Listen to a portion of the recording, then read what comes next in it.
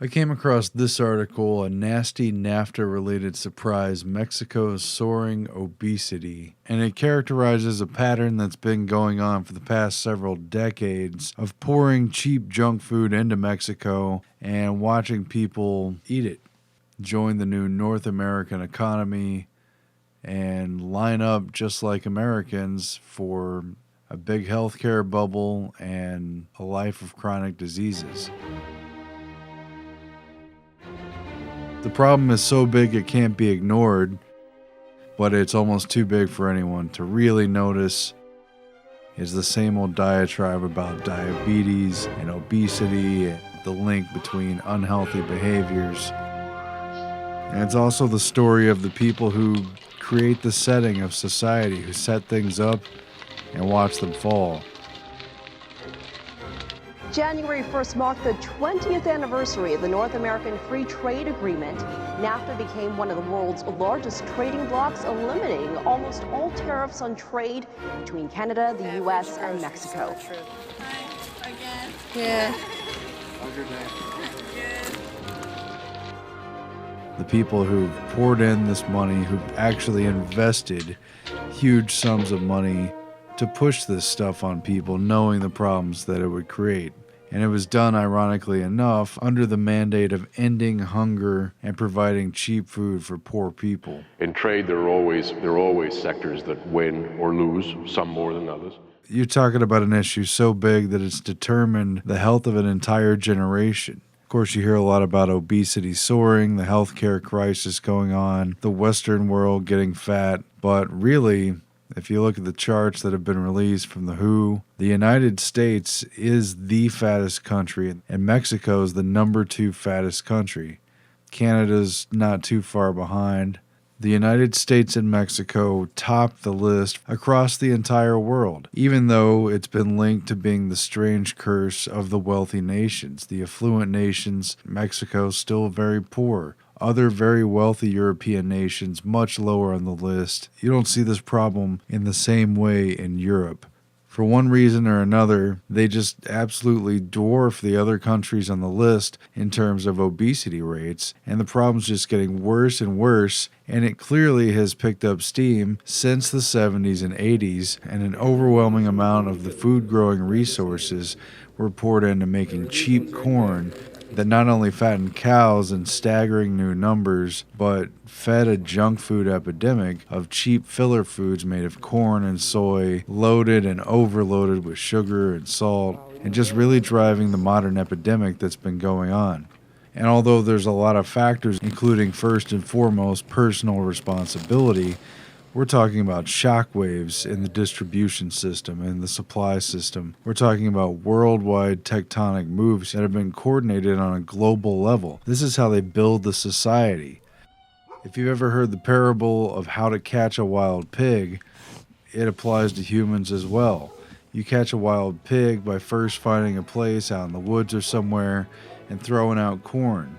The pigs begin to come. They like to eat the free corn. They want the free handout. And when they get used to coming every day, you start by putting down just one side of the fence. You wait till the pigs get used to it. They keep coming back. They eat more corn. You put up another side of a fence, and gradually you build all 4 sides of the fence. And the pigs continue to come and go freely. They take the free corn. They line up for the handouts until one day when the gate shuts behind them. And the entire herd of pigs who've become adjusted to it, who've become used to it, who've gradually learned to accommodate this system, are suddenly completely captive to it. They've lost their freedom, and they can run around inside the fence, but they're caught, and yet they go back to eating the free corn. Even to the point that if the gates open, they won't run out. That's how they build this captivity. That's how much control the system has built into this.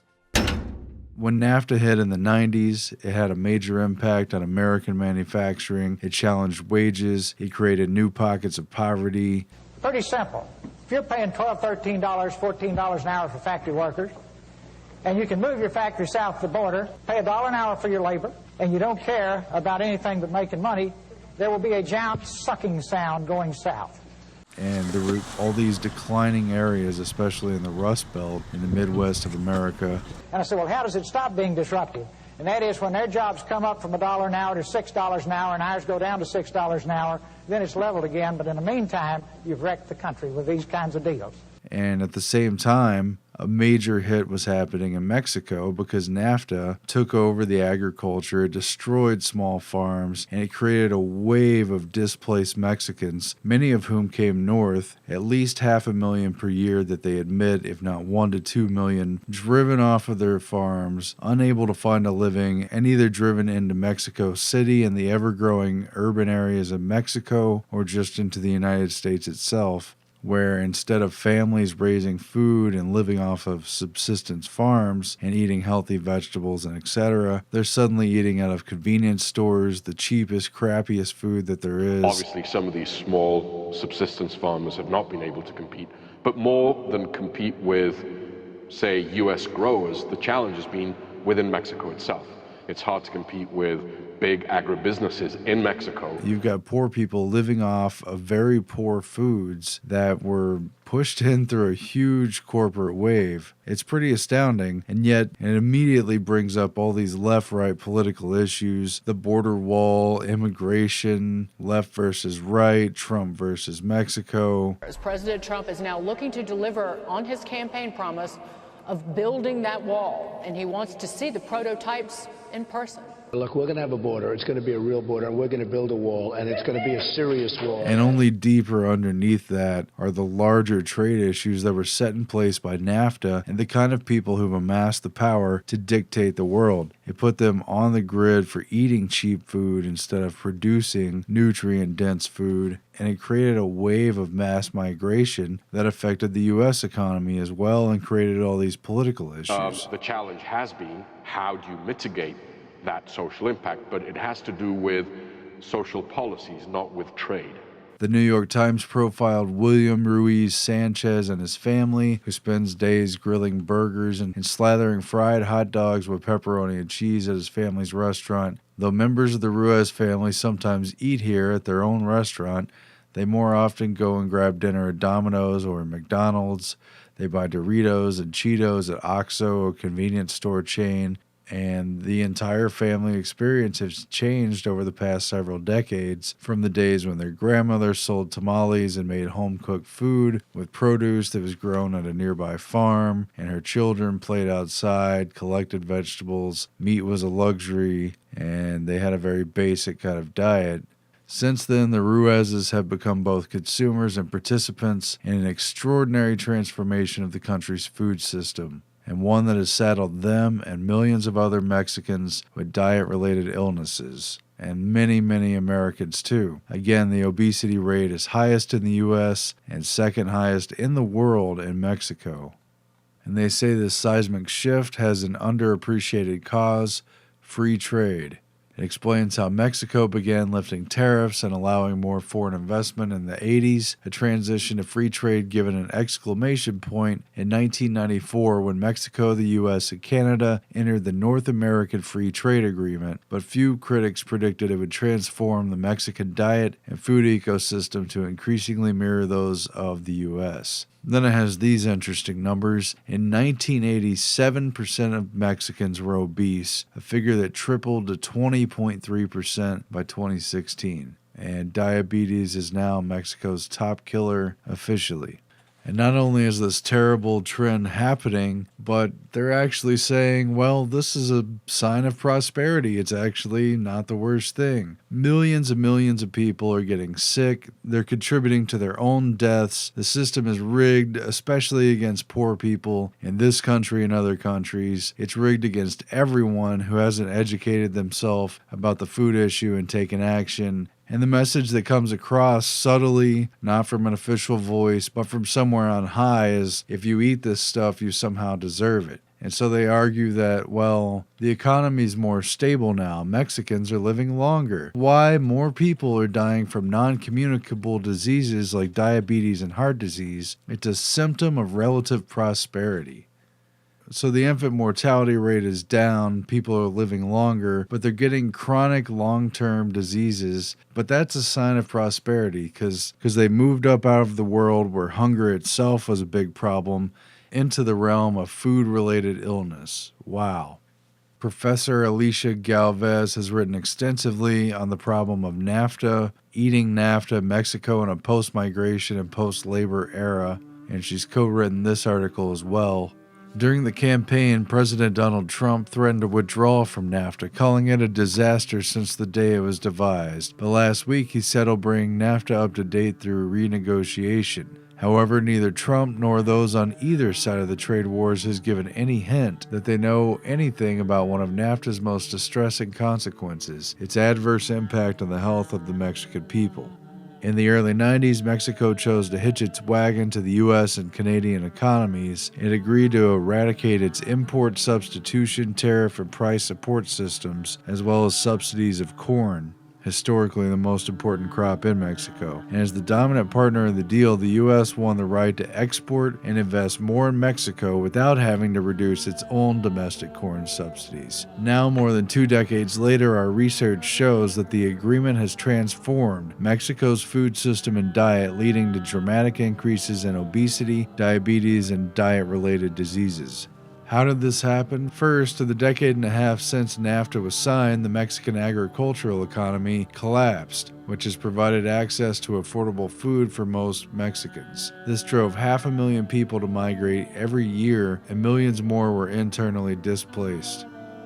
Farmers who had grown their own food moved to cities where dense populations, aggressive marketing, and ubiquitous availability of American processed food changed the diet of most Mexicans. Between 1994 and 1998, direct investment from the U.S. in Mexican food and beverage companies quadrupled. Changes in food availability led to changes in diet, and between 92 and 2000, calories from sugary sodas among Mexicans increased 40%, and for children they doubled. In the same period, the cost of pesos per calorie of food tripled, making the low-cost, unhealthy food imported by U.S. multinationals more attractive, especially to poor people.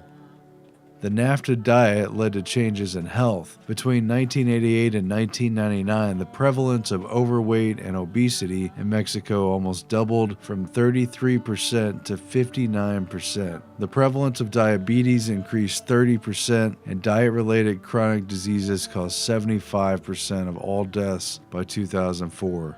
People are dropping dead. And of course, this creates direct and indirect costs for healthcare, both on the Mexico side of the border and, as everyone knows, on the U.S. side of the border as well. It's a North American issue, just like they say repeatedly. I think it's been an unmitigated success story, not only for Mexico, I think for the 3 countries. What many people don't seem to get is that because of NAFTA, we no longer export Mexican products, U.S. products, or Canadian products. We're exporting North American products because our production and supply chains have become fully integrated. All the globally groomed, international friendly leaders in both of these countries and in Canada as well just keep talking about this being a North American issue and how, well, yeah, there's winners and losers. Yeah, sure, people are getting sick, but it's better overall. They're wealthier. They've done away with hunger and malnutrition. Well, actually just with hunger, because they found that poverty and malnutrition and obesity and malnutrition go hand in hand. And of course, it's not just NAFTA related, and it's not just Mexico. As I've mentioned, there's a huge obesity epidemic across the whole country. This town in West Virginia has now been named the fattest town in the entire United States, and it's yet another declining Rust Belt city where all the good jobs moved away, and nutrition just took a nosedive as the population declined into poverty, and, it hasn't been good for a lot of places in the country. Of course, a lot of people know that the Farm Bill and the farm subsidies in general pour millions and millions of tax dollars into growing more corn. They've covered that in films like King Corn, about what the real reason is for growing so much of this corn, and basically has been fueling the NAFTA era since the 70s, when corn farmers started growing more corn than ever, more cattle than ever was being raised, and more junk food than ever was put on the market. The 70s, the 80s, it just transformed into this 90s and 2000s NAFTA era and set the trend. They had this ready to go. They did it first in the United States. They made corn sugar, they made corn snacks, and they fed corn to the beef, and this whole thing took off. And once they set it in place in the U.S., once it became attractive to Mexican migrant workers who came over, they took it back home, and then they invested in that market and raised a whole bubble of 2 countries and almost an entire continent hooked on this junk food. Mexico became a dumping ground for cheap U.S. soda, fast food, and snacks formulated from subsidized corn, sugar, and soy crops that are the building blocks of disease-promoting processed food industry. This isn't about one country versus the other. A lot of it is about the North American Union, but it's not just the NAFTA trade agreement. If they do renegotiate it, I wouldn't expect it to get any better. This is about a system that creates policies that allow corporations to weaponize their marketing strategies and for control to go above and beyond and outside of the reach of government while using the government as a tool as well. It's about the part of the agreement designed as a trap because they consider you a mark.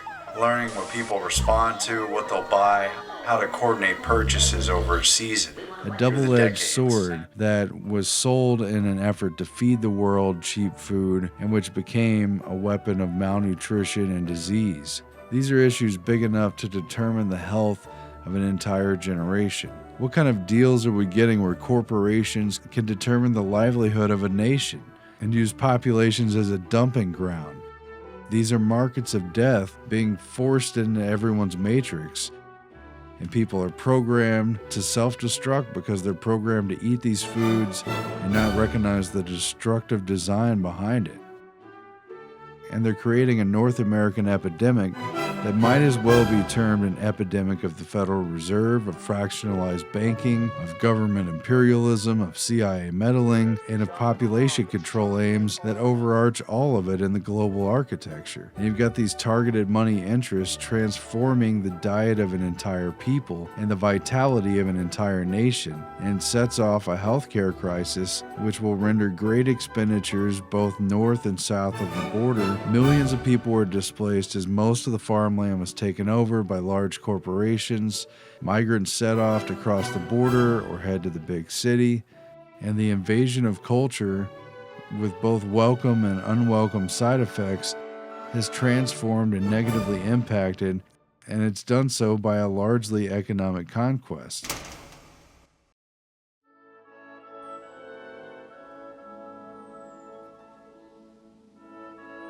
The solution that everyone's asking for and searching for and hoping to find is virtually self-evident. Being healthy is so simple, it's staring us in the face, but a lot of people can't live up to it. The big question is, how do we all get there? Individually, as a society, what's the right way to encourage this to happen? And what kind of restrictions go too far and take away free will and free choice? Either way, the solution is easy to envision, so there's got to be some way to get to it. Personal accountability is at the very top of the list, but there's also an important need an economy that is free from parasitic nature. There's a very big problem that people don't want to face with the way in which corporations dominate and decide what people get to eat. And when it affects their health, they'll blame personal choice. But there's a bigger social mechanism that's just as responsible, if not more responsible, in some ways.